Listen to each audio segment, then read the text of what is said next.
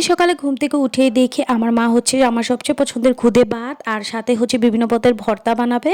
ভর্তার জন্য হচ্ছে চলে যাচ্ছি টক পাতা সংগ্রহ করতে, কারণ খুদে ভাতের সাথে আমার হচ্ছে টক পাতা ভর্তাটা খেতে খুবই ভালো লাগে। এই টক পাতার বাগানটা হচ্ছে আমার একটা নানার, পাহাড়িরা এই খাবারটা হচ্ছে বিশেষ করে খেয়ে থাকে। আর আমার কাছে হচ্ছে টক পাতার ভর্তা আর ডাল দিয়ে টক পাতা রান্না করলে খেতে খুবই ভালো লাগে। আজকে হচ্ছে খুদে ভাতের সাথে ভর্তা বানিয়ে খাবো।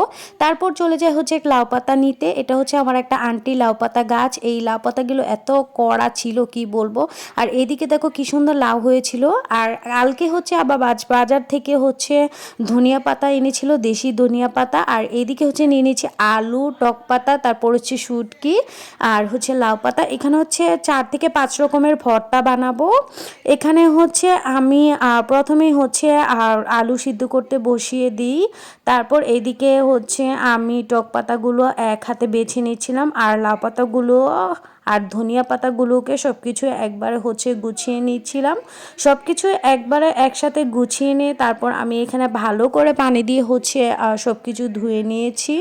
আর এদিকে মা হচ্ছে খুদে চাল নিয়ে নিয়েছিল, আর আমি এইদিকে একটু ভিডিও করে নিচ্ছি। এই খুদের ভাতটা হচ্ছে আমাদের রূপগঞ্জের একটা ঐতিহ্য।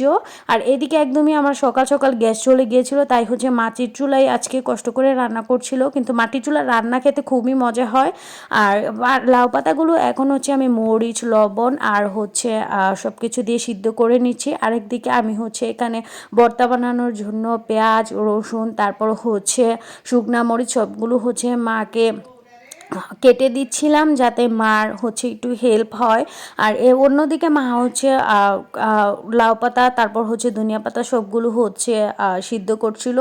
আর এইদিকে আমার হচ্ছে সব কিছু কোটা বাটা শেষ, তাই তোমাদের সাথে শেয়ার করছি। এখানে হচ্ছে লাউ পাতাটা সিদ্ধ হলে মা হচ্ছে নামিয়ে নিচ্ছিল।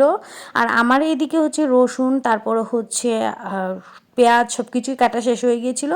আর তারপর আমার দাদিও এদিকে আমার মাকে হেল্প করছিল। এখানে হচ্ছে ধনিয়া পাতা, তারপর হচ্ছে টক পাতা, হচ্ছে মরিচ, লবণ দিয়ে সব কিছু হচ্ছে সিদ্ধ করে নিয়েছিল। আরেকদিকে আমি হচ্ছে খুদে বাটটা বসিয়ে দিয়েছিলাম, কারণ আমি এই খুদে বাটটা এতটাই পারফেক্টলি রান্না করতে পারি কি বলবো। কারণ এই খুদে বাট যেমন আমার পছন্দ তেমন আমি হচ্ছে পারফেক্টলি রান্না করতে পারি। এখানে হচ্ছে কষ্ট করে হচ্ছে মাটির চুলায় আজকে সব কিছু রান্না করেছি। মা ওইদিকে হচ্ছে ভর্তা বানাচ্ছে, আর এইদিকে আমি হচ্ছে আলু ভর্তাটা বানিয়ে নিচ্ছি। এখানে হচ্ছে পেঁয়াজ, মরিচ, লবণ দিয়ে হচ্ছে আর সরিষা তেল দিয়ে হচ্ছে আমি আলু ভর্তাটা বানিয়ে নিচ্ছি।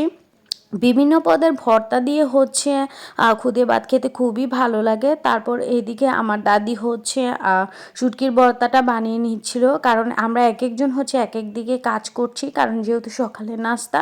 আর যেহেতু আমার দাদি পারছিল না, তাই মা হচ্ছে এদিকে আবার খুদে ভর্তাটা বানিয়ে নিচ্ছিল। আর এদিকে হচ্ছে লাউ পাতা ভর্তাটা বানিয়ে নেওয়া হয়েছে পাটায় পিষে। আর এই পাঠায় বাটা ভর্তা খেতে এত মজা লাগে কি বলবো। তারপর এই ভর্তাটা বানানো শেষে এখানে হচ্ছে মোট 4টা পদের ভর্তা এরপর বানিয়ে নিয়েছিল হচ্ছে ধনিয়া পাতার ভর্তা। এই দেশি ধনিয়া পাতার ভর্তাটা খেতে এত মজা হয়, যারা ভর্তা লাভার, যারা বিভিন্ন রকম ভর্তা খেয়ে থাকে তাদের কাছে খুবই ভালো লাগবে। আর এদিকে আমি হচ্ছে টক পাতা ভর্তা বানানোর পর আমি হচ্ছে গরম ভাতে পাটায় দিয়ে খেতে শুরু করে দেয়, কারণ পাটায় মাখা ভাত, ভর্তা ভাত খেতে এত মজা কি বলবো। রূপগঞ্জের ঐতিহ্য হিসেবে বিভিন্ন রকমের আমাদের রূপগঞ্জবাসীর কাছে হচ্ছে এই খাবারটা হচ্ছে খুবই পছন্দনীয়। তা আমার কাছেও ব্যতিক্রম নয়। আমি যেহেতু ভর্তা লাভার, আমার কাছে খেতেও এটা খুবই ভালো লাগে। তোমরা কারা কারা হচ্ছে এই পাটায় মাখা ভর্তা ভাত খেতে খুবই ভালোবাসো আমার মতো অবশ্যই কমেন্টে জানাবা। আমি হচ্ছে মজা করে পাটায় মাখা ভর্তা ভাত এভাবে সবাই মিলে হচ্ছে এক এক করে খেয়ে নেই। মাখা ভাত তো আমার কাছে খুবই ভালো লাগে। তারপর হচ্ছে আমি ভর্তার খুদে চালে ভাত নিয়ে চলে যাই ছাদে, কারণ যেহেতু শীতকাল রোদে বসে খাবো। এদিকে হচ্ছে 5 রকমের ভর্তা দিয়ে হচ্ছে খাবো, কারণ আমার সবচেয়ে পছন্দের খাবার হচ্ছে এইটা। কে কি মনে করলো তাতে আমার কিছু আসে যায় না, কিন্তু আমার কাছে যেইটা ভালো লাগে এইটাই তোমাদের সাথে শেয়ার করি। তোমরা কারা কারা হচ্ছে আমার মতো ভর্তা লাভার আছো অবশ্যই কমেন্টে জানাবা। আর এই খুদে ভাত আর হচ্ছে ভর্তা কে কে খেয়েছো, কোন কোন অঞ্চলে কিভাবে খেয়েছো অবশ্যই কমেন্টে জানাবা। আমার কাছে তো এটা খুবই ভালো লাগে। তোমাদের কাছে আমার আজকের রান্নার ভিডিওটা কেমন লেগেছে অবশ্যই কমেন্টে জানাবা। রূপগঞ্জবাসী কারা কারা আসো অবশ্যই আমাকে কমেন্ট করবা, যেহেতু আমার নতুন পেজ।